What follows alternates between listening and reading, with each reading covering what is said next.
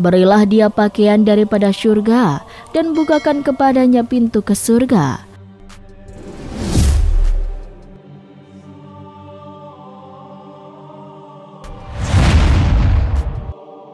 Sobat Rizki rahimakumullah, Allah subhanahu wa ta'ala memiliki ribuan bahkan jutaan malaikat yang bertugas di dunia ini.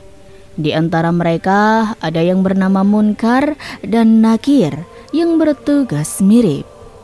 Ciptaan Allah subhanahu wa ta'ala di dunia ini tidak hanya manusia biasa, melainkan dia juga menciptakan tumbuhan, hewan, bumi, planet, tata surya, dan hal-hal gaib yang tidak bisa dilihat manusia secara langsung.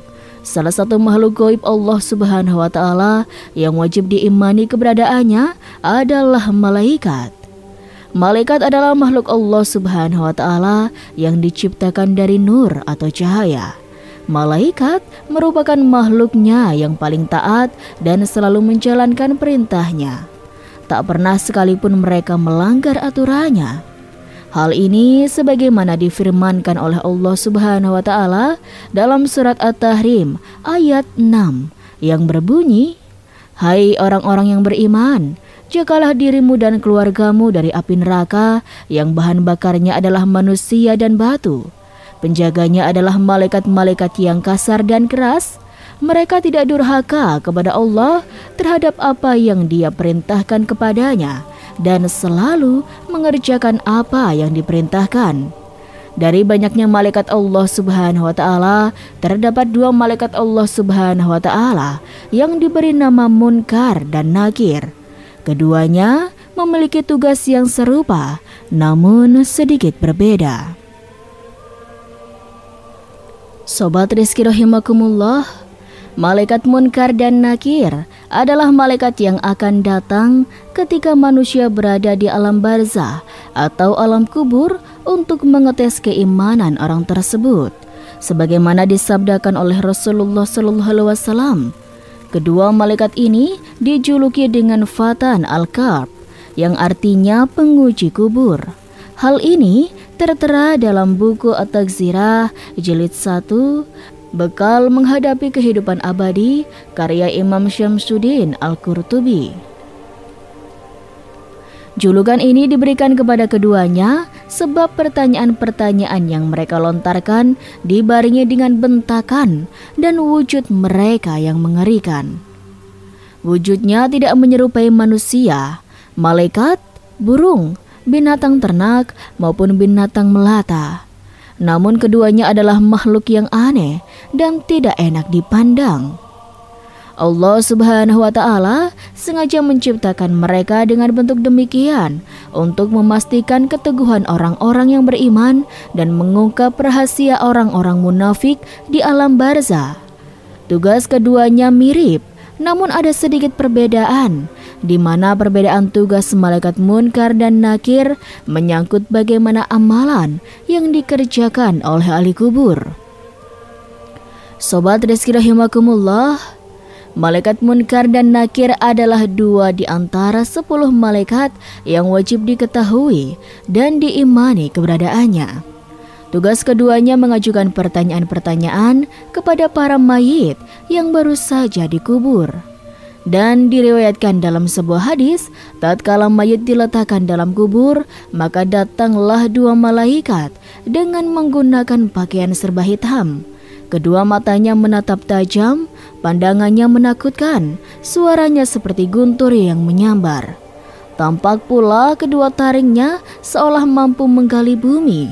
Lalu keduanya datang kepada mayat sekitar kepalanya, sampai akhir hadis. Dalam hadis yang lain disebutkan pula bahwa mata keduanya seperti belanga yang terbuat dari tembaga dan taringnya laksana tanduk sapi, sedang suaranya tidak ubahnya halilintar. Keterangan lain pernah meriwayatkan bahwa malaikat Munkar dan Nakir bisa menggali dan menginjak hanya dengan menggunakan rambut yang dimilikinya. Di samping itu, masing-masing mereka juga membawa sebuah tongkat gada besi yang memiliki bobot sangat berat. Bahkan diilustrasikan seandainya seluruh jamaah haji yang berada di Mina diminta untuk mengangkat tongkat yang dimiliki kedua malaikat ini, niscaya tidak akan mampu. Hadis yang lain juga disebutkan, jika gunung-gunung itu dipukul dengan gada itu, niscaya hancur menjadi tanah. Hadis di bawah ini dicatat oleh Al-Hafiz As-Suyuti rahimahumullah di dalam kitabnya Syahur Sudur, yang menurutnya telah dikeluarkan oleh Ibnu Abi Dunya dan Abu Nuaim. Daripada Jabir bin Abdullah radhiyallahu anhu berkata, saya pernah mendengar Rasulullah SAW bersabda, sesungguhnya anak Adam itu senantiasa dalam lalai tentang apa yang dijadikan Allah baginya. Sesungguhnya ketika ia diciptakan oleh Tuhan, berkata Tuhan kepada malaikat, catatkanlah rezekinya, catatkanlah jalan hidupnya, catatkanlah ajalnya, catatkanlah sama ada kesudahannya, celaka atau bahagia. Sesudah menjalankan tugas, malaikat itu pun kembali. Kemudian ditugaskan 2 malaikat pula untuk menuliskan semua kebajikan dan kejahatan orang itu seumur hidupnya. Apabila ia menemui ajalnya atau mati, kedua malaikat tadi pun berangkat kembali. Lalu ditugaskan Allah, Malakul Maut atau Israel, untuk mengambil nyawanya. Setelah selesai dikuburkan, rohnya dikembalikan ke jasad. Ketika itu, tibalah 2 malaikat lain, Munkar dan Nakir, untuk menyoalnya. Setelah selesai disoal, keduanya pun kembali. Apabila tiba saat hari kiamat, masing-masing malaikat yang menulis kebajikan dan yang menulis kejahatan itu turun semula dengan sebuah buku catatan. Lalu buku catatan itu digantungkan di leher orang itu, sambil keduanya menggiring orang itu, yang satu sebagai pemimpin dan yang satu lagi sebagai penyaksi. Kemudian Rasulullah SAW bersabda lagi, sesungguhnya suatu perkara besar sedang menanti kamu di hari hadapan, yang mana kamu tiada langsung bertanggung jawab olehnya, maka hendaklah kamu memohon pertolongan Allah yang Maha Agung. Sobat Rizki rahimakumullah, menurut ajaran Islam, setelah kematian dari setiap jiwa akan menuju ke alam barzah atau alam kubur, di mana si mayat akan dibolehkan kembali bangkit dan berbicara ketika ditanya oleh kedua-dua malaikat Munkar dan Nakir, walaupun tubuhnya telah hancur. Pertanyaan akan dimulakan, yakni selepas proses pengkebumian telah dilaksanakan. Malaikat Munkar dan Nakir akan menanyakan berapa pertanyaan kepada mayat. Bara bin Azib meriwayatkan bahwa Rasulullah SAW bersabda, ada 2 malaikat yang akan menanyai si mayit. Kedua-duanya akan menyiasat si mayit dengan terperinci. Inilah rintangan terakhir yang dihadapi oleh mayat. Apabila si mayat dapat menjawab ke semua pertanyaan, maka terdengarlah seruan, benarlah engkau. Selepas itu, seorang yang cantik, wangi, dan pakaiannya yang indah, dan berkata, gembiralah Anda mendapat rahmat Allah Subhanahu wa Ta'ala dan syurga yang cukup menyenangkan. Kemudian mayat itu berkata, engkau beruntung mendapat nikmat dari Allah Subhanahu wa Ta'ala. Siapakah engkau? Jawabnya, akulah amal solehmu.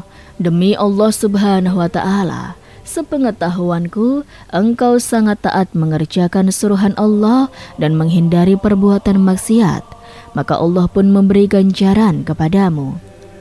Kemudian terdengarlah seruan, berilah dia pakaian daripada surga dan bukakan kepadanya pintu ke surga. Kemudian diberilah dia pakaian daripada surga dan dibukakan pintu-pintu surga.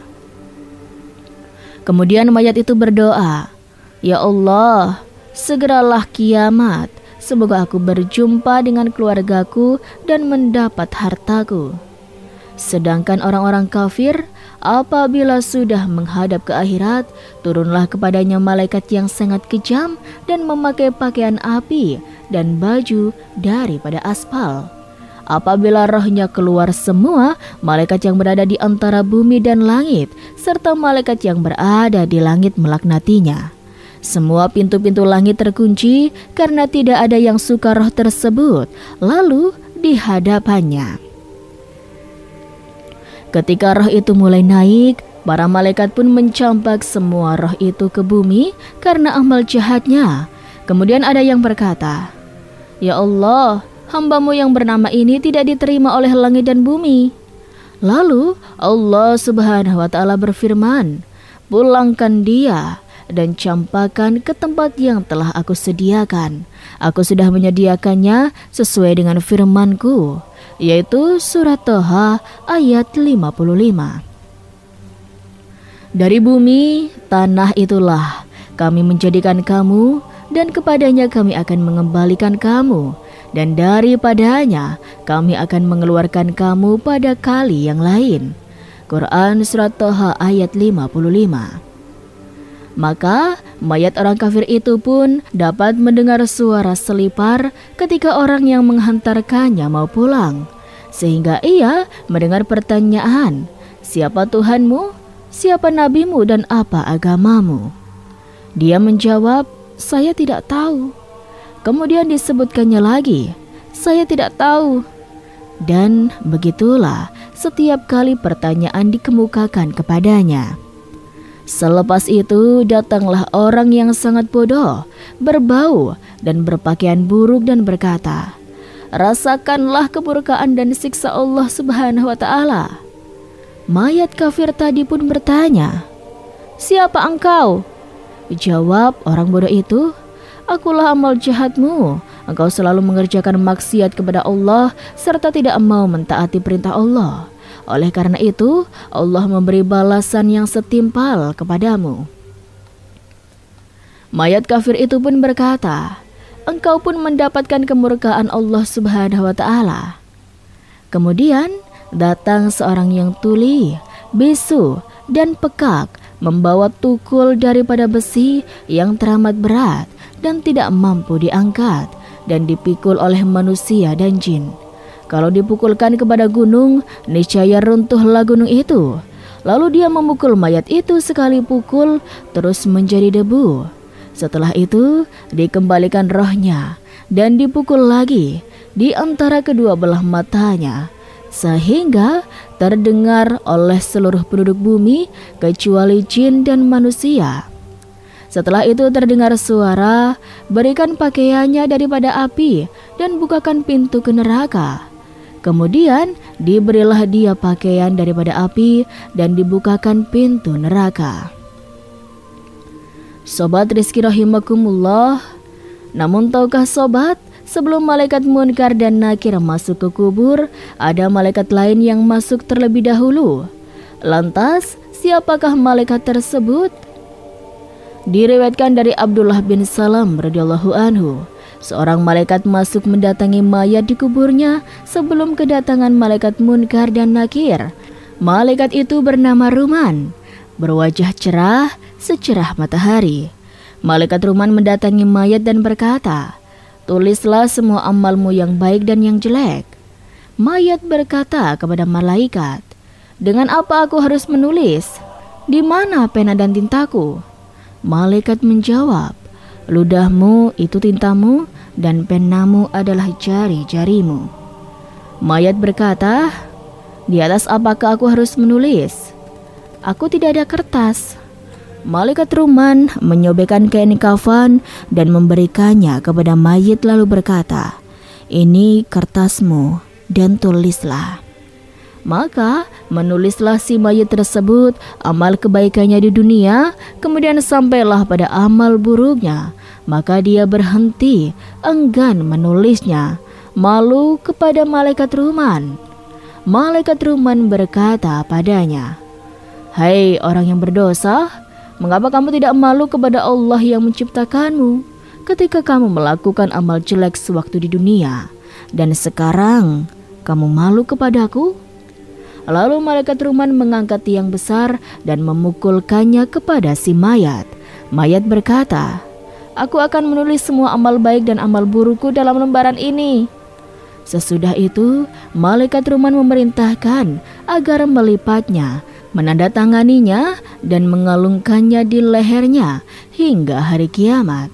Hal ini sebagaimana firman Allah Subhanahu wa Ta'ala, "Dan setiap manusia telah kami kalungkan catatan amal perbuatannya di lehernya.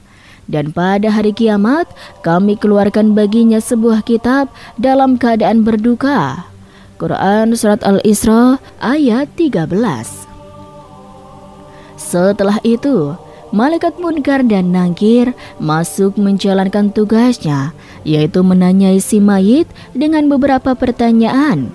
Ketika orang yang melanggar perintah Allah Subhanahu wa Ta'ala melihat buku amalnya di hari kiamat, maka ketika Allah memerintahkan untuk membacanya, ketika sampai di amal buruknya, dia terdiam. Allah berkata, "Mengapa engkau tidak membacanya?" Dia menjawab, "Aku malu kepada engkau." Kemudian Allah berkata, "Mengapa kamu tidak malu kepadaku saat kau mengerjakan keburukan di dunia? Dan sekarang kamu malu kepadaku?" Hamba itu terdiam dan menyesal, tetapi penyesalannya tidak ada gunanya. Allah Subhanahu wa Ta'ala berfirman, "Tangkaplah dia, lalu belenggulah tangannya ke lehernya. Kemudian masukkanlah dia ke dalam api neraka yang menyala-nyala." Quran Surat Al-Haqqah ayat 30-31. Wallahu alam. Dan itulah sobat sedikit kisah kali ini. Kurang lebihnya Rizky mohon maaf. Dan sampai jumpa lagi di kisah-kisah selanjutnya ya sobat. Sekian dari Rizky. Wassalamualaikum warahmatullahi wabarakatuh.